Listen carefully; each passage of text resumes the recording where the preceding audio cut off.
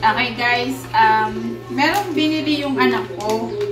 Ang tawag daw dito ay Kiamoy Champoy Plum or duhat ata to. Ayan. First time ko lang makakita nito at first time ko lang din titikman to kung anong lasa nito. Yan guys, tandaan nyo to Kiamoy Champoy Plum. First time ko lang to talagang nakita at first time ko lang kakain ng ganito. Lalo na hindi po ako talaga mahilig sa mga maasim. Yan. Hindi nyo po ako talaga mapapakain nyo. Pero ito, hindi ko pa alam kung anong lasa. So, try ko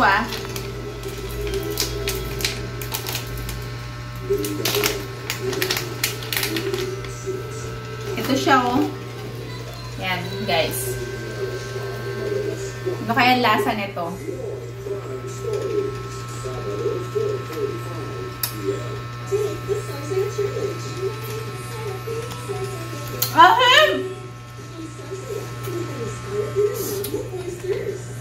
Maasim sobra na maalat.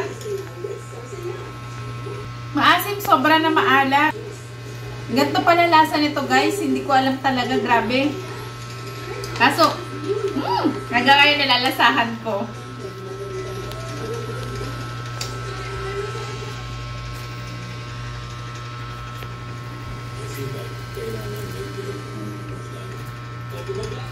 Hindi ko talaga alam.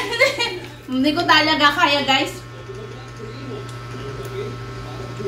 Hindi ko kaya talaga hindi ko talaga kaya yung lasa. Hanggang ngayon para ako na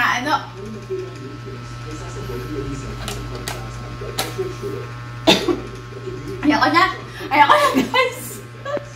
Ayoko na. Suko na ako. Hindi ko talaga kaya. Talagang grabe yung lasa guys. Alam nyo ba, first time ko lang talaga. Ultimong kahit yung mga manggang maasim dalandan, hindi po talaga ako kumakain yun talaga guys. Hindi ko kaya talaga yung lasa guys.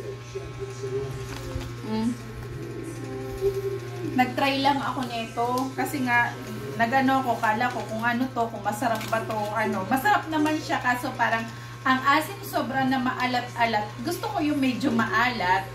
Pero yung asim, hindi ko talaga kaya guys. So, pasensya na guys. Kahit siguro dalandan or manggang maasim, hindi po nyo ako mapapakain. Basta maasim guys, hindi nyo ako mapapakain. Talagang grabe. First time ko lang itong ginawa. Nag-try lang ako. Kala ko kasi matamis. Yung pala maalat na maasim. Grabe sobra. Hindi ko talaga kaya guys. Sige na guys. Bye-bye! Subscribe, like, and share.